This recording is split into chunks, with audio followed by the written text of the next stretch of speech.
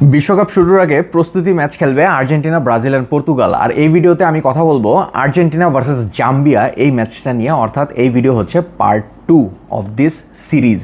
Argentina versus Zambia এই ম্যাচটা নিয়ে কথা বলার আগে চলেন একটু পিছনে ফিরে যাই এবং আর্জেন্টিনা ভার্সেস মৌরিতানিয়ার ম্যাচটা নিয়ে একটু কথা বলে আসি। বিকজ মৌরিতানিয়ার এগেনস্টে আর্জেন্টিনা যে একটা পারফরমেন্স শো করছে, that clearly indicates that they are not going to win this world cup. Win this world cup তো দূরে সরায় রাখেন, আপনার যেই পারফরমেন্স দেখাইছে, যদি কোনো ইউরোপিয়ান কান্ট্রি হইতো আর্জেন্টিনা খুব লজ্জাজনক একটা হারের শিকার হইতো এই ম্যাচটায়, যদি ইউরোপিয়ান কান্ট্রির কোনো এগেনস্টে খেলতো, অথবা ধরেন আপনি ল্যাটিনি কোনো বড় দলের এগেনস্টে খেলতো আর কি। এবং এমিলিয়ানো মার্টিনেজ, আমার খুবই ভালো লাগছে যে সে অকপটে এটা স্বীকার করছে যে আমরা যদি স্পেনের ফেস করতাম এই মোমেন্টে এমন পারফরমেন্স দিয়া, তাইলে স্পেন আমাদের ঘুরাই দিত, মানে এরকম একটা অবস্থা। সো খুব ভালো হয়েছে যে আর্জেন্টিনা বিশ্বকাপের আগেই একটা রিয়ালিটি চেক পাওয়া গেছে। বাট বিষয় হচ্ছে জাম্বিয়ার এগেনস্টে আর্জেন্টিনা কেমন পারফর্ম করে, এইটাই কিন্তু ডিটারমাইন করবে আপনার আর্জেন্টিনা বিশ্বকাপে কেমন পারফরমেন্স করবে। অর্থাৎ জাম্বিয়ার এগেনস্টে আপনি চিন্তা করেন, আর্জেন্টিনা যদি মিনিমাম 4টা গোল স্কোর না করে জিতে, অর্থাৎ জাম্বিয়া 0 আর্জেন্টিনা 4 আর জাম্বিয়া 1 আর্জেন্টিনা 5, মানে 4-5টা গোলের ডিফারেন্সে যদি না জিততে পারে জাম্বিয়ার এগেনস্টে আর্জেন্টিনা, তাইলে Argentina will face serious problem when they will participate in the world cup 2026। Yes, because আমার কাছে কেন জানি না মনে হয় আপনার আর্জেন্টিনা এখনও ওই যে 2022 সালে বিশ্বকাপ জিতছিল, ওই 22 সালের হানিমুন ফেজই এখনও পার করতে পারে নাই। ওদের মাথার মধ্যে এখনও ওইটাই ঘুরতেছে, বুঝছেন? নট জাস্ট মানে ফ্যান্সদের মাথায় ঘোরাটা খুবই স্বাভাবিক, যে সর্বশেষ তারাই মানে ডিফেন্ডিং চ্যাম্পিয়ন, তো তারাই, তাই না? বাট প্লেয়ারদের সাইকোলজিতেও যদি মানে ওই জিনিসটা থাকে, তাইলে কিন্তু problem, then they have serious problem. এবং এই জিনিসটার কারণে আমার মনে হয় ওই যে ধরেন আরেকটা মানে আগে তো একটা ইন্সপিরেশনের জায়গা ছিল যে মেসি বিশ্বকাপ জিতে নাই, আমরা সবাই মেসির জন্য জীবন দেওয়া হইলেও খেলবো, মেসির যেভাবেই হোক বিশ্বকাপ জিতাইতে হবে, এরকম একটা ব্যাপার আর কি ছিল, যেটা আর্জেন্টিনার মধ্যে এবং আর্জেন্টিনার ফুল স্কোয়াডের মধ্যে। ওই ব্যাপারটা কিন্তু এখন আর নাই, বিকজ মেসি অলরেডি বিশ্বকাপ জিতে গেছে। সো এই জিনিসটা আর্জেন্টিনাকে মানে বিশেষভাবে এফেক্ট করছে এবং এফেক্টেড আর্জেন্টিনা হইছে অলরেডি।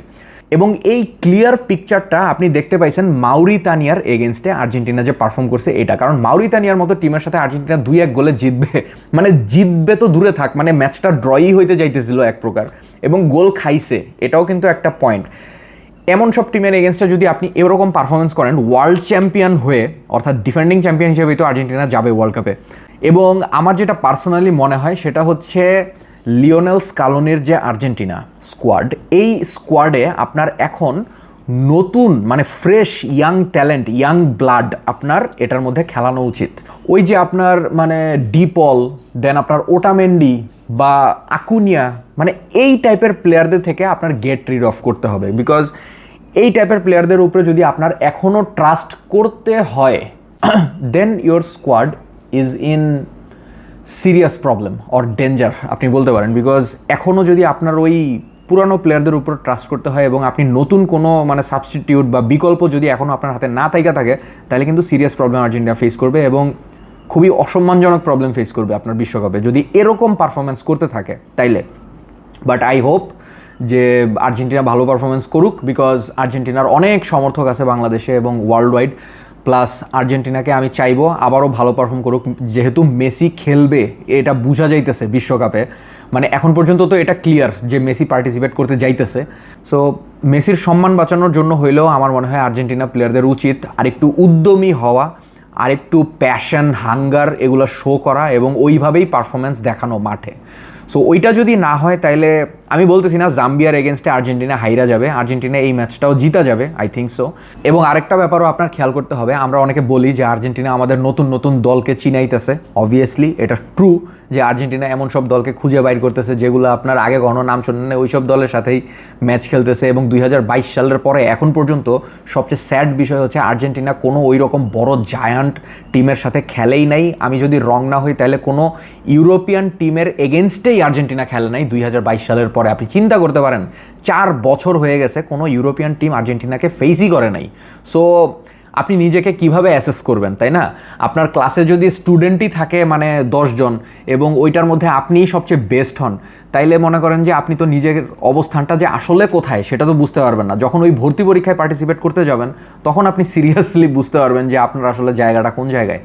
সো এই জিনিসটা আর্জেন্টিনার সাথে কিছুটা হয়ে গেছে আমার মনে হয়, এবং আর্জেন্টিনা সামনে ডিফিকাল্টিস ফেস করতে যাইতেছে। যদি ভালোভাবে কামব্যাক করতে না পারে তাইলে then they will face serious problem, এবং আমার মনে হয় আর্জেন্টিনার সমর্থকদেরও একটু এখন নড়ে চড়ে বসা উচিত।